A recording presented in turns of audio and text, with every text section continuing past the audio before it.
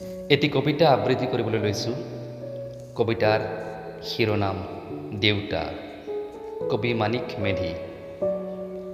দেউতা, এজোপা বটগছ পুৰণি কলীয়া, ইমান শীতল ছাঁ, ইমান শান্তি। বুকুৰ ভিতৰৰ এন্ধাৰবোৰ নিমিষতে আঁতৰি যায় তেওঁৰ মৰম সনা মাতত।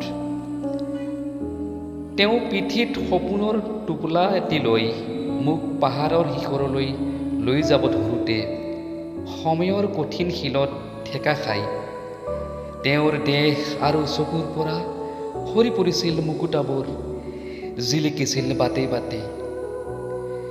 জীৱনৰ বাটটি বৰ উকোৱা পকোৱা। তেওঁৰ তৰ্জনী আঙুলিটি মোৰ সাহসৰ জখলা অথবা ভাসমান নাৱৰ বঠা আছিল।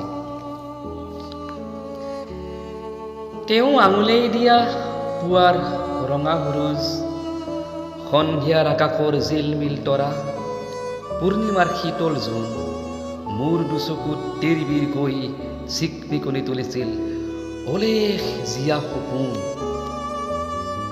দেউতা এটি শব্দ, যি দিগন্তকেদি প্ৰতিধ্বনিত হয় পাহাৰৰ বিশাল বুকুত। দেউতা এটি শব্দ, যি মহাসাগৰৰ ধুই ধুই সাহস আৰু শান্তিৰ বাৰ্তা কঢ়িয়ায়। দেউতা শ্ৰেষ্ঠ বন্ধু, শ্ৰেষ্ঠ গুৰু, যিয়ে সন্তানক পোহৰৰ বাট দেখুৱায়। দেউতা শ্ৰেষ্ঠ খনিকৰ, যিয়ে সঠিক দিশত জীৱন গঢ়ে। দেউতা কৰুণাৰ সাগৰ, যিয়ে প্ৰচণ্ড ৰ'দ আৰু ধুমুহা বৰষুণৰ সময়ত সন্তানৰ মূৰৰ ওপৰত ছাতি হৈ থিয় দিয়ে। লৰালিৰ দুষ্টালি আৰু দেউতাৰ চেকনি, টপিনা আৰু পিঠিত তীব্ৰ পৰশৰ কলা দাগটি হয়তো হ'ব পাৰে সন্তানৰ জীৱনৰ সঠিক পথৰ দিশ নিৰ্ণায়ক।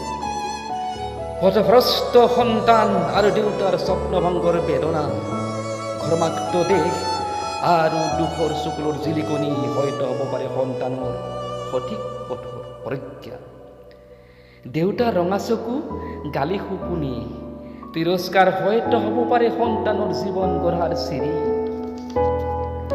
দেউতা সন্তানৰ পথ প্ৰদৰ্শক, জীৱনৰ দীঘলীয়া বাটটিত এৰি থৈ অহা দেউতাৰ তিতা মিঠা অলেখ অযুত স্মৃতিয়ে শিহৰিত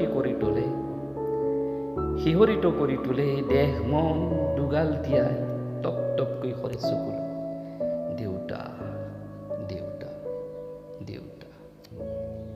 ধন্যবাদ।